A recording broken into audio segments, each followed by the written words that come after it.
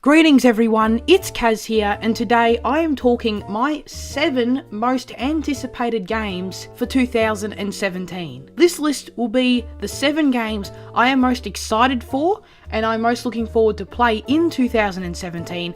Now, there are a lot of fantastic games and a lot of huge releases in 2017 that just won't be on my list because this list, as I'm sure you can tell, is my list. It's what I'm looking forward to. So there may be a fair few amount of games that are super anticipated by a lot of other people, but just won't be on here because I don't really care about them personally. Also do keep in mind that a lot of games, as we know these days, do get delayed, so there's a very distinct possibility that some of these games will not actually be released in 2017. The only criteria I have for my list is that it pretty much just had to be plausible for the games that I selected to release this year. So the first game I wanted to mention is Horizon Zero Dawn. This game is going to be amazing. It looks absolutely great. I don't see it becoming anything less than at least great. All signs are pointing in the right direction for it. I believe it'll be a new huge IP for PlayStation, and I believe the developers of the game, Guerrilla, are going in a great direction exploring new IP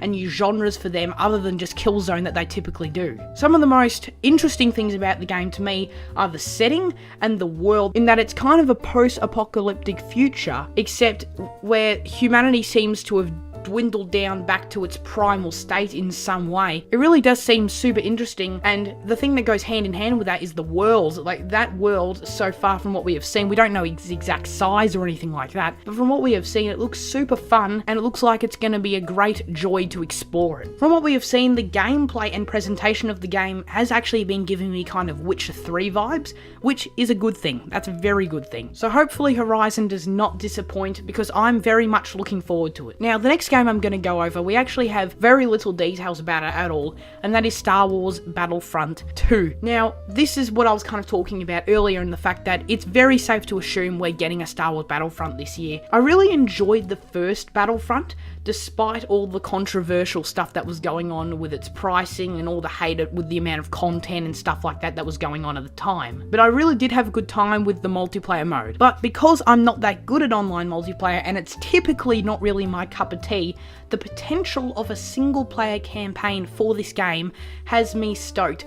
And at this point, from the information we do know, is that the game will almost definitely have a single player campaign. So that idea has me super excited. For me, the first game was really just a small taste as to what a full Star Wars campaign could offer in regards to the whole graphical presentation of the whole thing. The game was absolutely drop dead gorgeous, and seeing that all come together in a single player campaign is going to be amazing. And obviously I've got no idea, but I'm hoping that it'll be really fun, especially after the success that Battlefield 1's campaign was when they used that kind of vignette format. So it would be awesome if they did something similar with the Star Wars Battlefront sequel. My next game is in a genre that I typically would never anticipate, and that is the virtual kind of card game genre. But this game has a very special exception in my heart, because I'm talking about Gwent the Witcher card game. So Gwent the Witcher card game is essentially a standalone version of Gwent, the side kind of card game that you could play in The Witcher 3 Wild Hunt. In The Witcher 3, I absolutely adore Gwent. I spent so much time just playing cards against NPCs in that game. Despite the enormity of the open world, I just wanted to sit in taverns and freaking play cards with people. It was so good. It's kind of hard for me to explain exactly what's so great about it. It's kind of, you just gotta try it, and it's really just an amazing true gem. I just find the strategic nature of the gameplay so much fun. It's Gwent, and it's a standalone game of Gwent, and that means I'm hella in. Next up, I want to talk about Ukulele. Now, Ukulele is a 3D platformer, kind of a collectathon in the vein of Banjo-Kazooie. Now, I've never actually played a Banjo-Kazooie game or a kind of collectathon 3D platformer in my time, but there was just something that drew me in with Ukulele ever since I first saw gameplay and the trailer and stuff. I don't know if it was the art style, the quirkiness of the characters. It was just something that just drew me into this game, and despite the fact I've never really played a collectathon platformer, I am a big fan of 3D platformers, and for me, I kind of crave a 3D platformer while I'm waiting for the release of Super Mario Odyssey. Because Ukulele's coming out first, I thought, hell, I'm going to try this out. I'm really looking forward to trying it out, and I'm sure the platforming will be super fun. Next up, I'm talking about Splatoon 2. I'm just going to get this out of the way. They should have called it Splatoon, you know, with a Splatoon, get it? I don't know, they should have done that, but I digress. I really loved the first Splatoon on the Wii U. Splatoon for me was just multiplayer perfection. As I mentioned earlier, I'm not a big multiplayer guy, but this game, you don't really have to be good at it, because in Turf Wars, which is the standard game mode, all you really have to do to contribute is just paint the map. So you don't have to be the most amazing player in the world to just play and contribute as part of the team. And so far, from what we've seen of the sequel, it pretty much just looks like a more in-depth, upgraded version of the first game, so it's pretty straightforward. That means I'm all in. The only thing I'm a bit worried about, a bit sketchy on, is the fact that now with the Nintendo online service, we have to pay online. So obviously we don't have enough details about that paid online service yet, so I don't know right now if I'm going to be getting that online service, which might limit my Splatoon 2 play. The second to last game I wanted to talk about, I mentioned it earlier, and that is Super Mario Odyssey. We've only got that one reveal trailer, which by the way was just had me drooling. Oh my god, that game looks gorgeous. It looks absolutely gorgeous. I am a pretty big Mario fan myself. I loved the Galaxy games.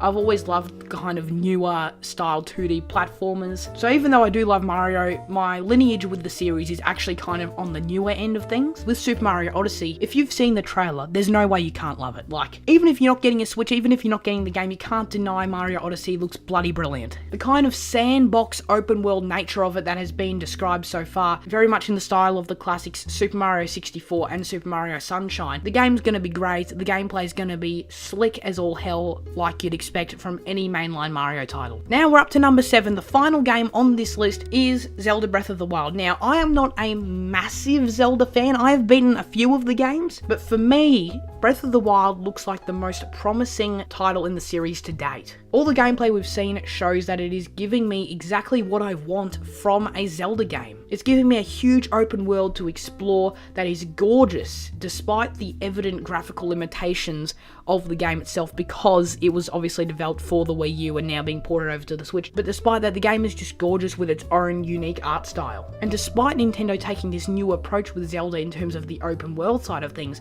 at the same time, combat for this game seems to be very similar to what we're aware of and what we know in the Zelda series. And it's that same combat that seems to adapt well, from what we've seen, to the open world nature of the game. So all that really does seem really promising, and I can play wherever I want with my Nintendo Switch. It's going to be fantastic. But anyway, that's my 7 most anticipated games for 2017.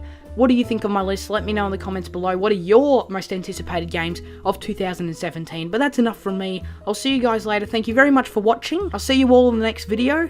Farewell.